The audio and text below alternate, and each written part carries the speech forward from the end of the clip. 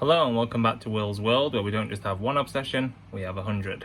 And today's obsession is going to be football again after the breaking news today, which is that Gareth Southgate has resigned and stood down from his post as England manager. And what are my thoughts on this? They're a bit mixed. I think there's definitely a tinge of sadness in this. It's a huge decision for English football. In terms of where we go from here.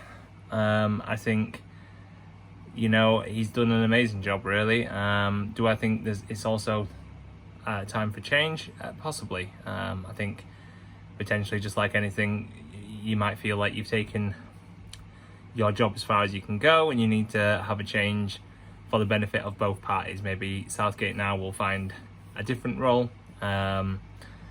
Maybe he'll go back into club management, or maybe they'll find he might become like a director of football or something like that. I would have personally, I think I mentioned in my video, personally would have had him move up to oversee a new manager, because let's face it, he's the most successful English manager we've had since 1966. So where do we stand on this? I know there was a lot of people saying, they've only ever seen kind of the best English football that they've seen, England football they've seen, is under Gareth Southgate.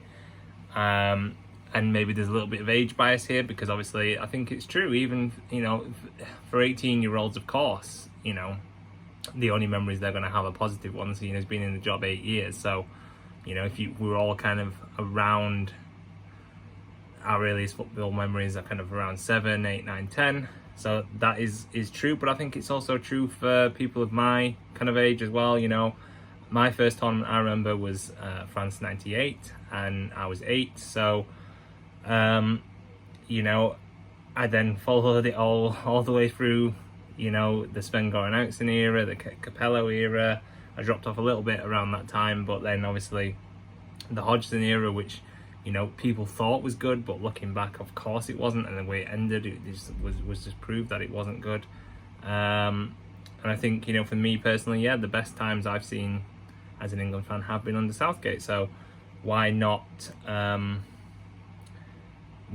a statement like that? I think it's probably true overall. And so, I'm sad to see him go, because, there has been so many nice memories, but there have also been the heartbreaking defeats. And that's why I think, I wasn't as upset as I was on Sunday, as I was obviously when we lost the final on penalties, because I think that kind of symbolised to me that, we were probably going to carry on doing well, but the chances are we were going to continue to be more negative than positive. And that is ultimately, it's never going to work.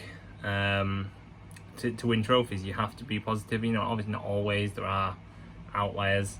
Look at Greece winning the Euros that year. You don't have to, but on a consistent basis, to be winning things, you need to be proactive and on the front foot. And Southgate perhaps wasn't that man to do that for us, but he has to be applauded for the stability that he's brought. Like I said, the changing of the culture in the England setup has been amazing, and I think overall this news will be greeted with, like I said, a little bit of a tinge of sadness, but optimism for where we can go. And that's the key now as to what happens next. There's no good having Southgate resign. I'm sure the FA wanted to extend his contract, that's what I've been hearing, but there's no point in doing that now and then getting this next appointment wrong, because then all that success without winning the trophy will be negated, and we will just be potentially in another era of just underperforming, and we don't want that. So I think my ideal would have been, at least temporarily, to have Southgate oversee a new manager such as Lee Carsley. Obviously won a tournament with the under-21s, knows a lot of the squad, and will know a lot of the squad that's going to be a lot of the players that are going to be in the squad in the World Cup in 2 years' time. So potentially that would have been an option. I think potentially on his own, Lee Carsley, I think he would definitely do a good job, but I don't know how the media, the majority of fans would reckon to that appointment, because I think it seems like everyone is being a little bit fanciful in saying, let's go get Klopp, let's go get Pep. Thomas Tuchel's been linked, so is Mauricio Pochettino, and these are all obviously high caliber managers that would potentially put us on the front foot more in games. But you know, are they just pipe dreams? You know, are we more realistically going to be looking at, you know, an Eddie Howe or Graham Potter, which would both be great appointments in themselves, but as Englishmen, have they seen what's happened to obviously most England managers in our lifetime, particularly Southgate towards the end of his tenure, where the hatred is too much and it's not worth it? I mean, it probably would be financially, obviously, but you know, can they deal with that pressure? I mean, they would have to ask that question themselves, I guess. So in terms of who I would like as next manager, I really couldn't give you an answer, especially now he's stepped down completely. I think it has to be a thorough search, but at the same time, I don't really see the point in an interim manager. I don't see what that's going to achieve. If they're saying they want an interim manager because they want to take their time, you know, to make the next appointment, then you're in that kind of trap of what if this new interim manager does really well, and then where do they go from here? You know, would they then give him the job? Because Southgate originally was probably only supposed to be a temporary appointment after Allardyce, and then he ended up getting the job. So, you know, it's a dangerous game to play. I think they need to take the time, but not too much time, and that's easy to say, but ultimately I think, you know, it's a massive decision now because we've got all that talent in that squad.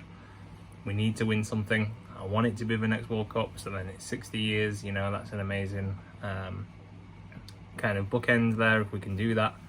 But yeah, let's see what happens. Who knows? Being an England fan is never easy. Just, you know, thank you, Gareth, for these memories. That's it, guys. Thank you for watching. As always, please take care, and peace, love and prayers. Bye.